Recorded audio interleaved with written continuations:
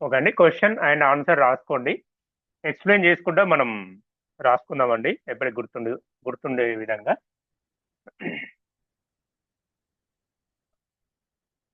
Telugu and English 2 లాంగ్వేజ్‌లో ఇస్తాం. Question యోగ తత్వ ఉపనిషత్ బోధనల ప్రకారం యోగ తత్వము అంటే యోగం యొక్క తత్వం యొక్క ఉపనిషత్తు బోధనల ప్రకారం యోగ అభ్యాసకుని కోసం సూచించిన ఆహారం మరియు దినచర్య గురించి వివరించండి. క్వెషన్ అర్థం చేసుకోండి ఇక్కడ. ఉపనిషత్ బోధనల ప్రకారం యోగ ప్రకారం ఏమని చెప్తున్నారంటే అభ్యాసకునికి అంటే యోగ సాధన చేసే అభ్యాసకుని కోసం సూచించినటువంటి ఆహారం మరియు దినచర్య. ఎలాంటి ఆహారం తీసుకోవాలి, తన యొక్క డైలీ రొటీన్ దినచర్య గురించి వివరించండి అని చెప్పి అడుగుతున్నారు. ఎగ్జామ్ లో వచ్చే ఛాన్స్ ఉందండి, దీన్ని పర్ఫెక్ట్ గా రాసుకోవాలి.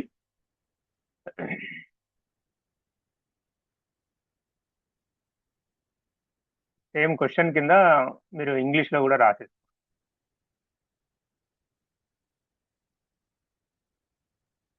ఇంగ్లీష్ లో ఏమని ఉంది క్వశ్చన్?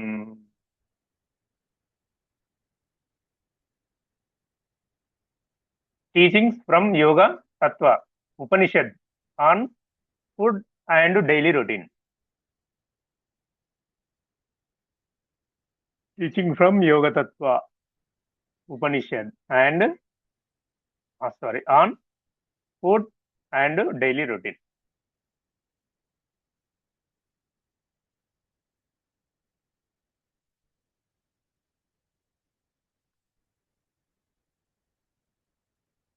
మొబైల్ మనకు పీడిఎఫ్ క్లియర్ గా కనబడాలంటే మొబైల్ అడ్డం తిప్పండి, హారిజెంటల్ మోడ్ లో పెట్టండి. పెడితే మీకు అక్షరాలు క్లియర్ గా కనిపిస్తాయి. ఎందుకంటే తెలుగులో రాసుకోవడానికి కొంచెం ఇబ్బందిగా ఉంటుంది కదా, అందుకోసమే. ఏదైనా వాయిస్ ఓకేనా మేడం? తమ్ము చూపించండి, voice okay. Okay madam. Yoga Tattva Upanishad బోధనల ప్రకారం ఆహారం మరియు దినచర్య. ఇక్కడ కొంచెం కంప్యూటర్ ఇట్లా దినచర్య రాకు యావత్ రావాలి.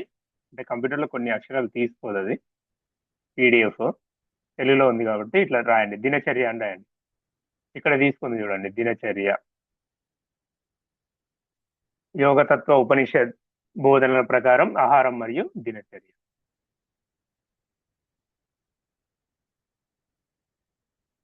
ప్రారంభ పరిచయం. యోగతత్వ ఉపనిషత్ యోగ సాధనలో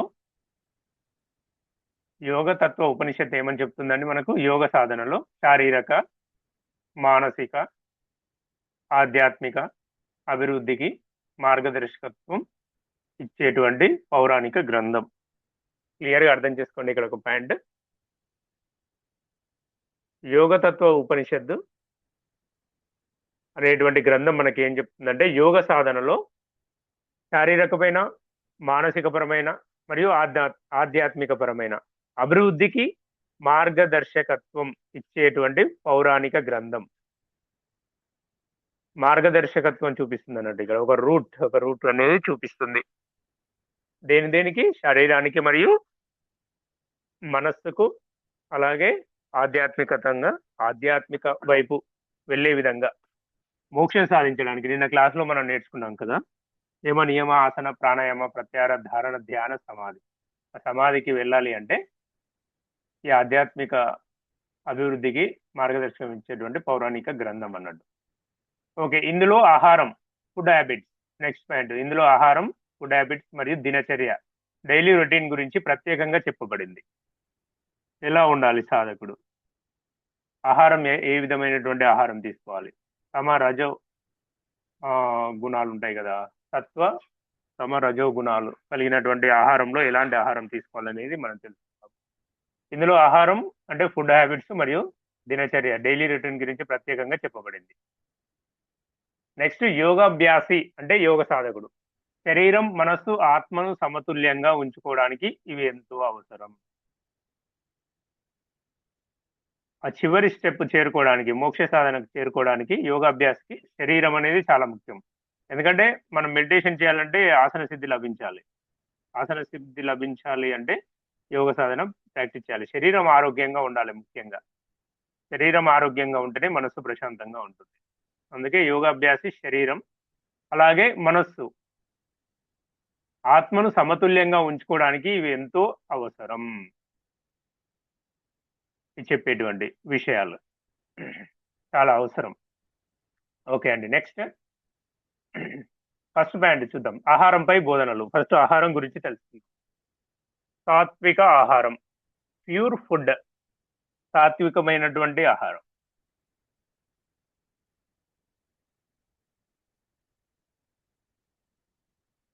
ఫస్ట్ పాయింట్ సాత్విక ఆహారం. ఓకే, ఉపనిషత్ ప్రకారం యోగి సాత్విక ఆహారం తీసుకోవాలి. ఒక యోగి ఫైనల్ స్టేజ్ కి చేరుకోవాలి, ఆత్మను పరమాత్మలో లీనం చేసి మోక్షాన్ని సాధించాలి అనుకుంటే తను తీసుకోవాల్సినటువంటి ఆహారం ఎలా ఉండాలంటే సాత్వికమైనటువంటి ఆహారం తీసుకోవాలి. చాలా ఇలా తినగానే అలా డైజెషన్ అయిపోవాలి. అది మళ్ళీ బలాన్ని ఇచ్చే విధంగా ఉండాలి, శక్తిని ఇచ్చే విధంగా ఉండాలి. శరీరం ఆరోగ్యంగా ఉండాలంటే శక్తి ఇచ్చేటువంటి ఆహారాన్ని తీసుకోవాలి. ఇది శరీరానికి తేలికగా జీర్ణం అవుతుంది. ఇక్కడ చూడండి, ఇక్కడ శరీరానికి తేలికగా జీర్ణం అవుతుంది, మనసుకు ప్రశాంతతను ఇస్తుంది మనం తీసుకునేటువంటి ఆహారం. ఈ రోజుల్లో మనం ఏం చేస్తున్నాం, అన్ని ఫ్రైడ్స్, హోటల్ ఫుడ్, జంక్ ఫుడ్ తీసుకుంటున్నాం కాబట్టి మనసు ప్రశాంతంగా ఉండట్లేదు.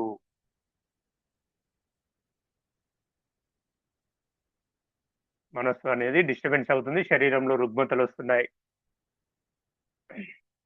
ఓకే అండి, ఇది శరీరానికి తేలికగా జీర్ణం అవుతుంది, మనసుకు ప్రశాంతతను ఇస్తుంది. ఉదాహరణలు, ఎగ్జాంపుల్ ఏంటిది మన ఆహారం అంటే పండ్లు, తాజా పండ్లు అండి, రసాన్ని కలిగినటువంటి పండ్లు, కూరగాయలు, పప్పులు, తృణధాన్యాలు, గింజలు, పాలు, నెయ్యి, తేనె మొదలైనవి. ఇవి సాత్వికమైనటువంటి ఆహారం కలిగినటువంటి. ఏం చెప్తున్నారు, పండ్లు. ఈ రోజుల్లో పండ్లు కూడా కెమికల్స్ వేసి వాటిని పండిస్తున్నారండి. మంచిగా ఎవరికైతే పెరటి తోట ఉంటుందో వాళ్ళు సపరేట్ గా పండ్లు పండించుకోవాలి. అలాంటి రోజులు వచ్చేసాయి, అడవులన్నీ తీసేశారు, అంతా కృత్రిమంగా పండిస్తున్నారు, కెమికల్స్ వేస్తున్నారు, ఇస్తున్నారు. మనం చూస్తున్నాం చాలా యూట్యూబ్లో వీడియోల్లో. అలాంటి పండ్లు కాదండి. అప్పుడు యోగులు ఎలాంటి పండ్లు తీసుకునేవారు, మంచిగా వనం ఉండేది, వనంలో మంచిగా పండు పండి అది రాలే టైంకు దాన్ని తీసుకొని తినేవారు. దాంట్లో చాలా శక్తి ఉంటుంది. అలాంటి పండ్లు, కూరగాయలు, స్వచ్ఛమైనటువంటి కూరగాయలు, తోటలో నుంచి ఇమ్మీడియట్లీ తీసుకువచ్చి వండుకునేటువంటి కూరగాయలు. అలాగే పప్పులు, ఈరోజు పాలిష్ చేసి ఇస్తున్నారు పప్పులు, సూపర్ మార్కెట్లో ప్లాస్టిక్ కవర్లో మనకు ప్యాక్ చేసి ఇస్తున్నారు. అలాంటి పప్పులు కాకుండా అప్పుడు తోట నుంచి డైరెక్ట్ తెచ్చుకునే వాళ్ళం. అలాంటి తృణధాన్యాలు, చిన్న ఇవి ఉంటాయి కదండి, చిన్న పెసళ్ళు, ఉలువలు, ఇలాంటి చిన్న తృణధాన్యాలు, గింజలు అంటే చిక్కుడు గింజలు, బఠానీ గింజలు, అలాంటి గింజలు అన్నట్టు. పాలు చాలా ఇంపార్టెంట్, పాలు అనేది చాలా ఇంపార్టెంట్, నెయ్యి, తేనె మొదలైనటువంటి ఆహార పదార్థాలు శరీరానికి ఎంతో బలాన్ని ఇస్తాయి, మనస్సును ఎంతో ప్రశాంతంగా ఉంచుతాయి. వీటికి ఎక్కువ ప్రిఫరెన్స్ ఇవ్వాలి మనం. ఎప్పుడైతే ఇవి తీసుకుంటామో ఆటోమేటిక్గా, అంటే హార్డ్వేర్ బాగుంటే సాఫ్ట్వేర్ బాగుంటుంది. ఇలాంటివి తీసుకున్నప్పుడు మన శరీరం బాగుంటే మనసు కూడా ప్రశాంతంగా ఉంటుంది, ఆధ్యాత్మిక వైపు మన మనస్సు అనేది మలుతుంది అన్నమాట. ఓకే, తప్పించుకోవాల్సినవి ఇక్కడ, అంటే తప్పించుకోవాల్సినవి అంటే తినకూడనివి. ఇక్కడ తినకూడనివి అవాయిడ్ అని రాసుకోండి, ఇంగ్లీష్లో అవాయిడ్ అని ఉంటుంది. వేయించినటువంటి అంటే ఫ్రై చేసేటువంటి, ఎక్కువ నూనెలో ఫ్రై చేసినటువంటి, ఎక్కువ మసాలాలు, ప్రాసెస్ చేసిన లేదా పాత ఆహారం అంటే నిన్న వండింది, చలన్నం, సద్దన్నం లాంటిది తినకుండా ఉండడం అన్నట్టు పాత ఆహారం అంటే ఇక్కడ. ఇలాంటి అన్నిటిని అవాయిడ్ చేసేయాలి. Okay, clear? రాసుకున్నారా? వీడియో ఆన్ చేసుకోండి, వీడియో ఆన్ చేసుకొని రాసుకోండి. మనం రాసుకున్నప్పుడే ఒక 80% గుర్తుండిపోవాలండి. రేపు క్వశ్చన్ రాగానే ఇమ్మీడియట్లీ మనకు గుర్తుండిపోవాలి. నీరాడంబరత అంటారు తెలుగులో, ఏంటిది, సింప్లిసిటీ. ఇక్కడ ఇచ్చారు కదా, నీరాడంబరత. ఇక్కడ ఆహారం గురించి అయిపోయిందండి. నెక్స్ట్ పాయింట్, సెకండ్ పాయింట్, యోగి అనేటువంటి వాడు అధిక భోజనం చేయరాదు. ఎక్కువగా పొట్ట నిండా భోజనం చేశామనుకోండి, సాధన చేయగలుగుతామా? చేయలేము. నిద్ర వస్తుంది, బద్ధకం పెరుగుతుంది, డయాబెటిక్ పెరుగుతుంది, బీపీ వస్తుంది, అన్ని రకాల వ్యాధులు వస్తాయండి. ఒకప్పుడు తిండి తింటే కన్న కలదోయ్ అన్నారు, కానీ ఇప్పుడు తిండి తింటే ఏం కలవు? రోగాలు కలవోయ్. పెట్టేసేయాలి. ఎందుకంటే ఇప్పుడు తయారైనటువంటి ఆహారం ఆ విధంగా తయారైపోతుంది. అంత ఫర్టిలైజర్స్ యూజ్ చేసి ఆహారాన్ని కలుషితం చేస్తుంది. కాబట్టి త్వరగా ఈ వ్యాధులనేటివి సోకుతున్నాయన్నమాట. కాబట్టి అధిక భోజనం చేయరాదండి ముఖ్యంగా. 4 భాగాలను పొట్టను 4 భాగాలు చేస్తే హాఫ్ భాగం 50% ఆహారంతో, 25% వాటర్‌తో, ఒక 25% ఖాళీగా ఉంచాలి. ఎందుకు అంటే మన శ్వాస కోసం.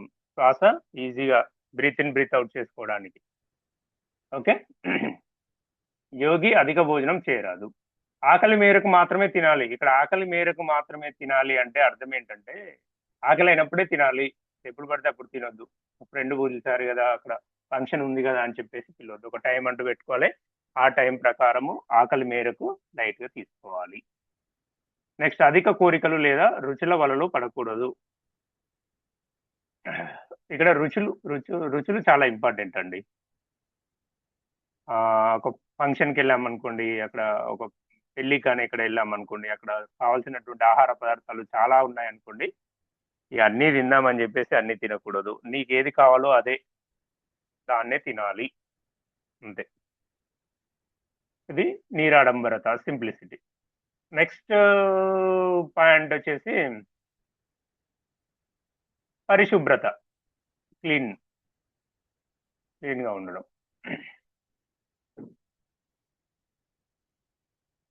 ఆహారం శుభ్రమైన పాత్రలో, స్వచ్ఛమైన వాతావరణంలో తయారు చేయాలి. వండేవారి మనసు కూడా ప్రశాంతంగా ఉండాలి. ఇది చాలా ఇంపార్టెంట్ అండి. ఇది చాలా మంది చెప్తుంటారు మనం పోయినప్పుడు.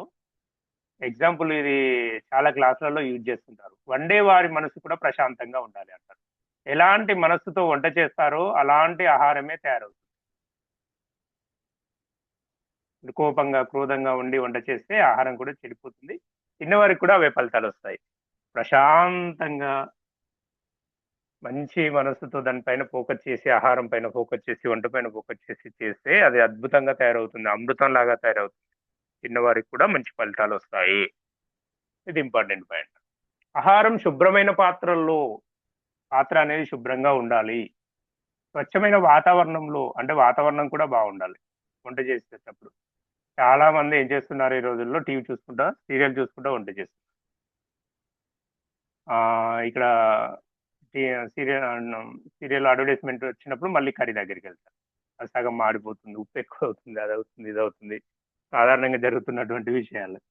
అలా కాకుండా వంట చేస్తున్నప్పుడు అదే పనిగా ఆ వంట పైనే కూర్చొని ప్రశాంతంగా ఒక మెనూను ఫాలో అవుతూ వంట చేస్తే అది చాలా అద్భుతంగా అమృతం లాగా తయారవుతుంది. ఓకే అండి. అలాంటి వాతావరణాన్ని క్రియేట్ చేసుకోవాలి వంటకు.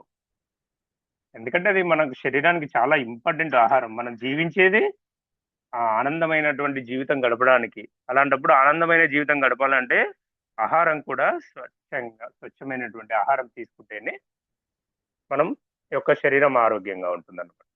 పాత్ర కూడా శుభ్రంగా ఉండాలి. ఓకే. At the pant. ఇవన్నీ ఇంప్లిమెంట్ చేయాలి. మనం యోగ సాధనలో ఉన్నాం కాబట్టి. రేపంచెలు కొంచెం మీరు వండేటప్పుడు కొంచెం మంచి వాతావరణాన్ని ఏర్పరచుకొని వండండి. ఆ ఆహారం తిని చూడండి. ఆస్వాదిస్తూ తినండి. మీకే రిజల్ట్స్ తెలుస్తాయి. ఓకే. Next mindful eating. కింద ఇచ్చారుగా మైండ్‌ఫుల్ ఈటింగ్. 4th point. ఏమంటున్నారు? భోజనం సమయంలో దృష్టి పూర్తిగా ఆహారంపై ఉండాలి. చూడండి. ఎవరు తింటున్నారండి ఇట్లా? ఈ రోజుల్లో చాలా తక్కువ. భోజనం చేసేటప్పుడు ప్లేట్ పైన, ఆహారం పైన, కర్రీ పైన, మనం వేసుకున్నటువంటి కర్రీ పైన మన దృష్టిని పూర్తిగా కేంద్రీకరించి ఆహారం తిన్నట్టయితే ఆ ఆహారం అమృతంలాగా మారుతుంది. మన ఒంటికి ఇముడుతుంది అంటారు కదా, అప్పుడే ఇముడుతుంది. సీరియల్ చూసుకుంటూ సీరియల్‌లో ఏదో వస్తుంటాయి కదా, ఇలాంటి హాట్ టాపిక్స్ చూసుకుంటూ మీరు ఆహారం తింటే అది కూడా శరీరం పైన ప్రభావం చూపిస్తుంది. ప్రతి ఒక్క వస్తువుకు ఈ ఆలోచన శక్తి అనేది ఉంటుందండి. అంటే గ్రహించుకునే శక్తి అనేది ఉంటుంది. అందుకే ప్రశాంతంగా కూర్చొని తినాలి. మనం కోపంగా మాట్లాడుకుంటూ తింటే తీసుకునే ఆహారం అనేది, ఆ కోపం అనేది దాని పైన ప్రభావం పడుతుంది. ప్రశాంతంగా మైండ్‌ఫుల్‌నెస్‌గా కూర్చొని తింటే ఆహారం చాలా బావుంటుంది. భోజన సమయంలో దృష్టి పూర్తిగా ఆహారంపై ఉండాలి. నెమ్మదిగా నమిలి తినాలి. ఇక్కడ పాయింట్ క్యాచ్ చేయండి. చాలా నెమ్మదిగా నమలాలి. ఎందుకంటే ఒక 60-70% ఆహారం అనేది నోటిలోనే డైజెషన్ కావాలి. గుర్తుపెట్టుకోండి. మనకు పనులు అన్నీ ఎందుకు ఇచ్చారండి? ఆ! రోజు పొద్దున్న లేసి తోమడానికి కాదు.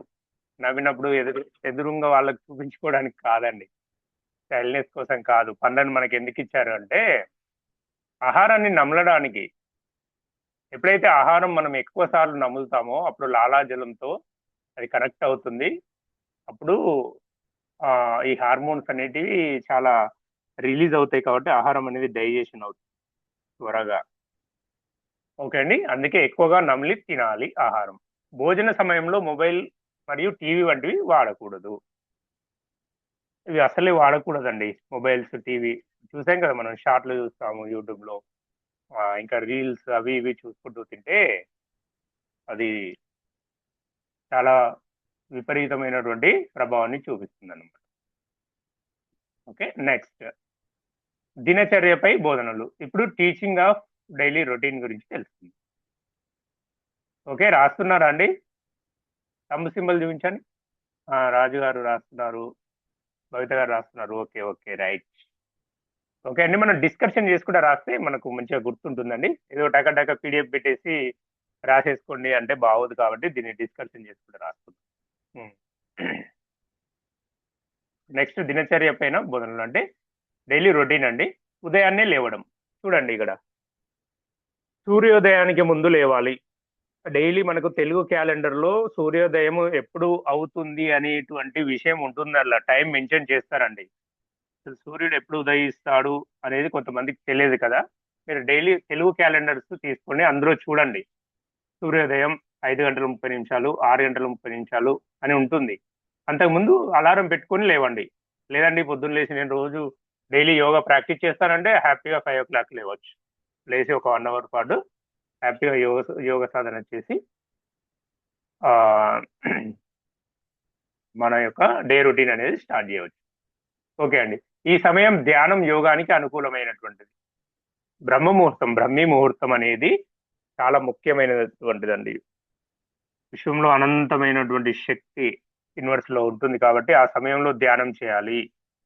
ఆ సమయమే యోగానికి అనుకూలమైనటువంటిది. ఉదయాన్నే లేవడం, సూర్య ఎగ్జామ్‌లో వచ్చినప్పుడు ఈ 2 పాయింట్లు కంపల్సరీ రాయాలండి. సూర్యోదయానికి ముందు లేవాలి. ఈ సమయం ధ్యానం, యోగానికి అనుకూలమైనటువంటిది. నెక్స్ట్ పరిశుభ్రత అలవాట్లు. Second point. లేవగానే పళ్ళు తోమడం, ముఖం కడుక్కోవడం, నాలుక శుభ్రం చేయడం వంటివి చేయాలి. ఇక రొటీన్ అండి. ఇది అందరికి తెలిసిన విషయమే. లేవగానే టీత్ శుభ్రం చేసుకోవడం, ఫేస్ వాష్ చేసుకోవడం, టంగ్ క్లీన్ వంటివి చేయాలి. ఇది శరీర శుభ్రతతో పాటు మానసిక తేజాన్ని ఇస్తుంది. అలా చేసినప్పుడు ఏమవుతుంది? మన శరీరం శుభ్రంగా ఉంటుంది. అలాగే మన యొక్క మానసిక పరిస్థితి కూడా తేజాన్ని అంటే ఉత్తేజాన్ని కలిగిస్తుందన్నమాట. ఓకే. పరిశుభ్రమైనటువంటి అలవాట్లను చేసుకోవాలి మనం. చాలా మంది ఆ ముఖం కడుక్కో ముందుకే, పళ్ళుతో ముందుకే టీ తాగుతున్నారు. బెడ్ కాఫీ అని. అంటే కొంతమంది ఇప్పుడు యోగులు ఏం చెప్తున్నారంటే, ముఖం కడుక్కో ముందుకే వాటర్ తాగమని చెప్తున్నారు. తాగొచ్చండి. ఎందుకంటే లాలాజలం ఉంటుంది. ముఖం కడుక్కో ముందుకే వాటర్ తాగడం వల్ల అది డైజెషన్ సిస్టమ్ పైన చాలా ప్రభావం చూపిస్తుంది ఇప్పుడు. కాబట్టి చెప్తారు వాటర్ తాగొచ్చు నో ప్రాబ్లమ్. ఎర్లీ మార్నింగ్ లేవగానే ఒక 2 గ్లాసులు రాగి చెంబులో నీళ్లు పెట్టుకొని అవి తాగితే అది ఎంతో ఫలితాన్ని ఇస్తాయి మనకు ఆ వాటర్. ఆ విధంగా చేయండి లేవగానే నీళ్ళు తాగండి. హ్మ్. తర్వాత ఏదైనా టీ గాని, ఆహార పదార్థాలు, టిఫిన్ లాంటివి తీసుకున్నప్పుడు మాత్రం పళ్ళు తోమాలి, ముఖం కడుక్కోవాలి, నాలుక శుభ్రం చేసుకోవాలి. ఇది శరీర శుభ్రతతో పాటు మానసిక తేజాన్ని ఇస్తుంది. నెక్స్ట్ ప్రాణాయామం మరియు ధ్యానం. రోజు కొంత సమయం శ్వాస వ్యాయామం, ప్రాణాయామం మరియు ధ్యానం చేయాలి. కంపల్సరీ ఒకరోజు పళ్ళు తోమకుంటే ఎలా ఉంటుందండి? ఎవరైనా డే స్టార్ట్ చేస్తారా? స్టార్ట్ చేయరు. ఎందుకంటే అది ఒక అలవాటుగా మారిపోయింది. లేవగానే మన చేయి ఏమవుతుంది, బ్రష్ దగ్గరికి వెళ్తుంది, పేస్ట్ పట్టుకుంటుంది. ఒక అలవాటు అది. అంతే, అది ఎవరు చెప్పినా చేయకున్నా, ఎవరు గుర్తు చేసినా, గుర్తు చేయకున్నా అది కంపల్సరీ అన్ఎక్స్‌పెక్టెడ్‌గా జరిగిపోతుందన్నమాట. అదే విధంగా యోగ సాధన అనేది అలవాటుగా మార్చుకోవాలి. ఎప్పుడైతే దాన్ని అలవాటుగా ఒక వ్యసనంగా మార్చుకుంటామో యోగ సాధనను, అప్పుడు మన జీవితం మారిపోతుందండి. ఎగ్జాక్ట్‌లీ 5:00 లేవాలి. 1 అవర్ నేను యోగ సాధన చేసిన తర్వాతనే మిగతా కార్యక్రమాలు అనేటువంటి సంకల్పాన్ని పెట్టుకోవాలి. ఓకే అండి. లేదా ధ్యానం చేయాలి. మరియు ధ్యానం చేయాలి. ఇది మనసును ప్రశాంతంగా ఉంచుతుంది. దృష్టిని కేంద్రీకరిస్తుంది. మీరు చేయబోయేటటువంటి డైలీ రొటీన్‌లో ఏ వర్కులు చేయాలనుకుంటున్నారో దానిపైన మీ యొక్క దృష్టిని కేంద్రీకరించండి. అప్పుడు ఆ పనులన్నీ ఇప్పుడే జరిగిపోతాయి. డేలో ఏ పని జరగాలనుకుంటున్నారో ఆ పనిని తీసుకొచ్చి ధ్యానంలో మీ ఆజ్ఞా చక్రం పైన ఉంచినట్టయితే ఎగ్జాక్ట్‌లీ ఆ పని ఇప్పుడే అయిపోయిందని మీరు ఊహించుకున్నట్టయితే డేలో ఖచ్చితంగా ఆ పని జరుగుతుందండి. అంత శక్తి ఉంది మెడిటేషన్‌కి. ఎవరైతే మీకు కొంతమంది డబ్బులు ఇచ్చేది ఉందనుకోండి, వాళ్ళు ఇవ్వట్లేదనుకోండి, ఒక 21 డేస్ మీరు డైలీ హాఫ్ అన్ అవర్, ఒక 20 మినిట్స్ ఈ విధంగా వాళ్ళు డబ్బులు తిరిగి ఇచ్చినట్టు మీరు మెడిటేషన్ చేయండి. మీరు అడగకుండా వాళ్ళు తెచ్చిచ్చేస్తారు. 100% చాలా మందిలో ఇది జరిగింది. వాస్తవం. ఓకే. ఏంటంటే ఎక్కడి దాకొచ్చాం? ప్రాణాయామం మరియు ధ్యానం. కంపల్సరీ రోజు కొంత సమయం శ్వాస వ్యాయామం మరియు ధ్యానం చేయాలి. ఇది మనసును ప్రశాంతంగా ఉంచుతుంది. దృష్టిని కేంద్రీకరిస్తుంది. ఓకే. నెక్స్ట్ ఫోర్త్ పాయింట్ యోగాసనాలు. యోగాసనాలు శరీరానికి బలాన్ని, వశ్యతను అంటే శక్తిని అండి ఇక్కడ. శక్తిని ఇవ్వడానికి యోగాసనాలు అవసరం.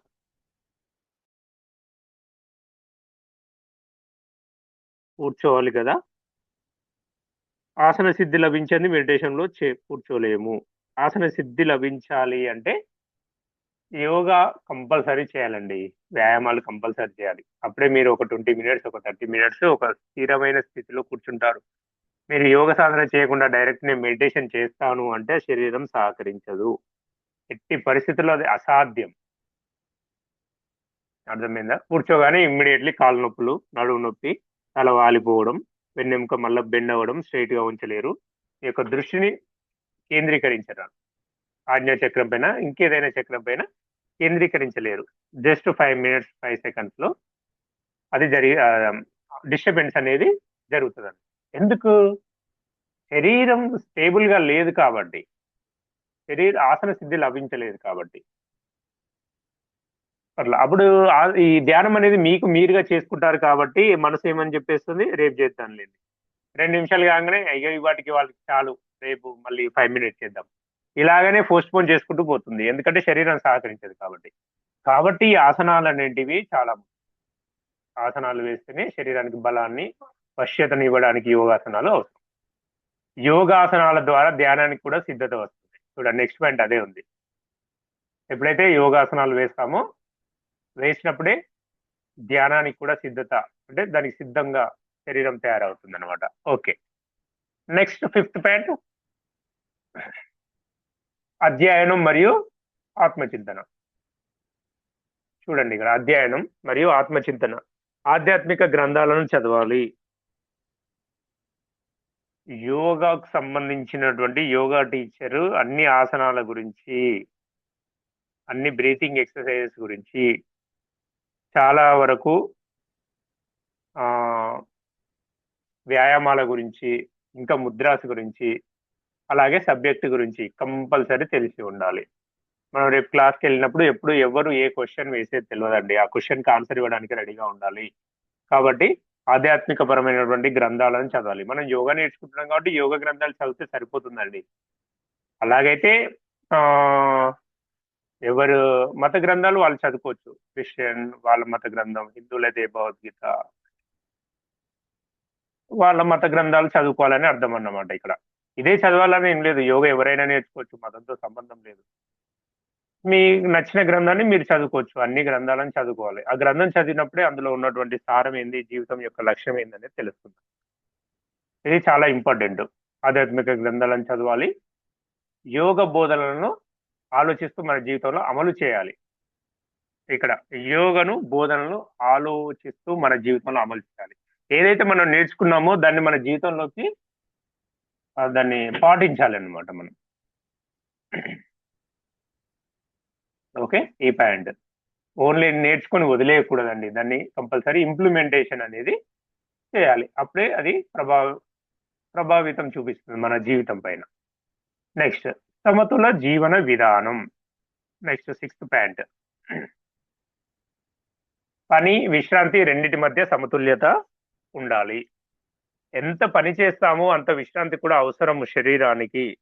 ఎంత విశ్రాంతి తీసుకుంటే అంతకు రెట్టింపు మళ్ళీ శక్తి అనేది జనరేట్ అవుతుందన్నమాట. అందుకే ఇక్కడ బ్యాలెన్స్ అనేది మెయింటైన్ చేయాలి. మనం చేసేటువంటి పనికి, మనం చేసుకునేటువంటి రెస్ట్, రెండిటి మధ్య సమతుల్యత ఉండాలి. కావాల్సినంత నిద్ర కంపల్సరీ ఉండాలి. ఓకేండి. అనవసరమైన ఒత్తిడి లేకుండా జీవించాలి. ఎట్టి పరిస్థితుల్లో ఈ టెన్షన్స్ అనేటి కామన్ అండి జీవితంలో. అలాంటి ఒత్తిడి తీసుకొచ్చి మనసు పైన పెట్టుకోకూడదు. ప్రజెంట్ సిచ్యువేషన్ లో చాలా చాలా మంది పీపుల్స్ చూస్తున్నాను నేను. 30+ బ్లడ్ షుగర్, 30+ ఐబీపీ వచ్చేసింది, చాలా మందికి వచ్చేసింది. ఇంకా థైరాయిడ్ కంపల్సరీ వస్తున్నది. జెంట్స్ కి ఒకప్పుడు థైరాయిడ్ ఉండకపోయేది, ఇప్పుడు జెంట్స్ కూడా థైరాయిడ్ తెలుసా. ఇవన్నిటి కారణం ఒత్తిడి. అలాంటి ఒత్తిడి లేకుండా జీవించాలి అండి మెయిన్. అది అలవాటు చేసుకోవాలి. అది యోగ ద్వారానే సాధ్యము, అది మెడిటేషన్ ద్వారానే సాధ్యము. ఓకే, సమతుల్యమైనటువంటి జీవితాన్ని జీవించాలి. ఇక్కడ రాత్రి భోజనం, డిన్నర్ గురించి అండి. సూర్యాస్తమయం కంటే ముందు తేలికైన విందు చేయాలి. చూడండి ఇక్కడ క్యాచ్ ద ప్యాంట్. సూర్యాస్తమయం కంటే ముందు తేలికైన విందు చేయాలి. మనం ఏదో 10-11 గంటలకు తింటున్నాం కాదండి. 6:30-7కే తినాలని చెప్తుంది యోగా. ఉపనిషత్తు ఏమని చెప్తుందండి? 6:30-7:30కే తినాలి. మనం 9 వరకు పడుకున్నా అప్పటి వరకు మనం తిన్నటువంటి భోజనం ఏమవుతుంది, డైజెషన్ అవుతుంది. ఇది యోగ సాధకునికి ఉండేటువంటి లక్షణం. ఇది మంచి జీర్ణశక్తి, ప్రశాంతత, నిద్రకు దోహదం చేస్తుంది. ఓకే అండి. నెక్స్ట్, నిద్ర, స్లీపింగ్. తగినంత విశ్రాంతి అవసరం. పరిశుభ్రమైన ప్రశాంత వాతావరణంలో నిద్రించాలి. ఓకే, ఈ 2 పాయింట్లు చాలా ఇంపార్టెంట్, రాసుకోండి. శరీరానికి కంపల్సరీ విశ్రాంతి అవసరం అండి. ప్రజెంట్ సిచ్యువేషన్ లో 6 అవర్స్ అవసరం, 7 అవర్స్ ఇంకా బెటర్. అయితే యోగ సాధకుడు పూర్తిగా యోగాలో లీనమైపోయిన తర్వాత డీప్ నిద్ర ఉంటుంది. జస్ట్ ఒక 1 అవర్ నిద్రపోయినా 7 గంటల నిద్రను అనుభవిస్తాడు. ఆ స్టేజ్కి చేరుకోవాలంటే యమ, నియమ, ఆసన, ప్రాణాయామ, ప్రత్యాహార స్టేజ్కి చేరుకున్నప్పుడు ఆ స్థితి లభిస్తుంది. ఓకే అండి. అప్పటి వరకు మనకు ఈ 6 అవర్స్ అనేది కంపల్సరీ మెయింటైన్ చేయాలి నిద్రను. ఓకే, నెక్స్ట్ ముగింపు, క్లోజ్.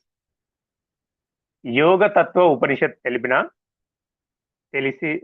తెలిపిన ఈ ఆహార దినచర్య నియమాలు యోగి జీవితానికి పునాది వంటివి. చూడండి ఎంత బాగా చెప్పారో ఇక్కడ. మనం నేర్చుకున్నటువంటి ఈ పాయింట్స్ అన్ని ఒక పునాది లాంటి అన్నట్టు, రేపు ఒక బిల్డ్ చేసుకోవడానికి చాలా ఉపయోగపడతాయి. ఆ ఉన్నతమైనటువంటి ఆ స్టేజ్ కి వెళ్ళడానికి ఇవన్నీ చాలా చాలా మోస్ట్ ఇంపార్టెంట్. యోగ తత్వ ఉపనిషత్ తెలిపిన ఈ ఆహార దినచర్య నియమాలు యోగి జీవితానికి పునాది వంటివి. ఇవి శరీర ఆరోగ్యాన్ని కాపాడతాయి, మనస్సును ప్రశాంతంగా ఉంచుతాయి, ఆధ్యాత్మిక ప్రగతికి దారి చూపుతాయి. ఓకే, చూడండి ఎంత బాగా వచ్చింది క్వశ్చన్ ఆన్సర్. చాలా బాగా రాసుకున్నామండి. ఇంత రాస్తే సరిపోతుంది. ఇంత రాసి దీన్ని ఇంప్లిమెంట్ చేస్తుంటే బాగుంటుంది. రాసుకోండి, లాస్ట్ పాయింట్ రాసుకోండి, రాసుకోకుండా ముగింపు రాసుకోండి.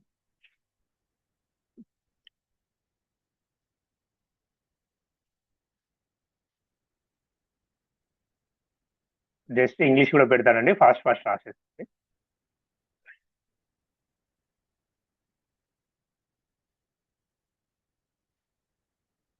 ఎవరైతే తెలుగులో రాయలేదో ఇబ్బంది ఉందో వాళ్ళు ఇంగ్లీష్లో కూడా రాసుకోండి. ఇంకా మనకు 5 minutes టైం ఉంది.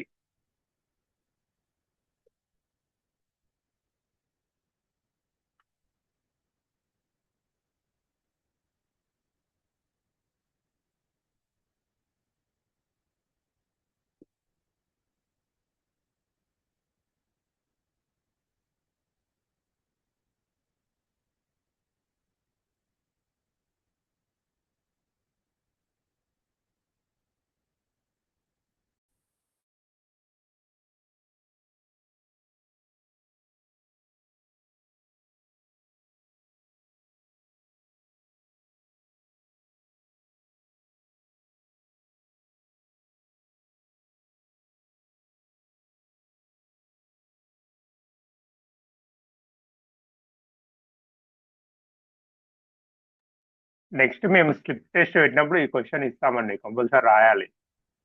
అందుకే ఇంత క్లియర్గా ఎక్స్ప్లెయిన్ చేయడం జరిగింది.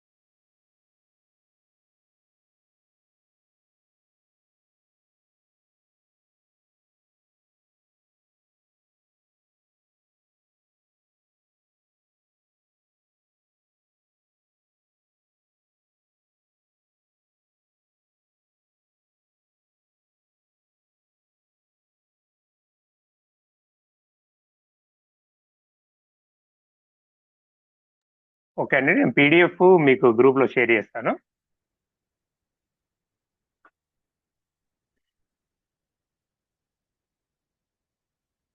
ఓకే అండి, ప్లీజ్ ఆన్ యువర్ వీడియోస్.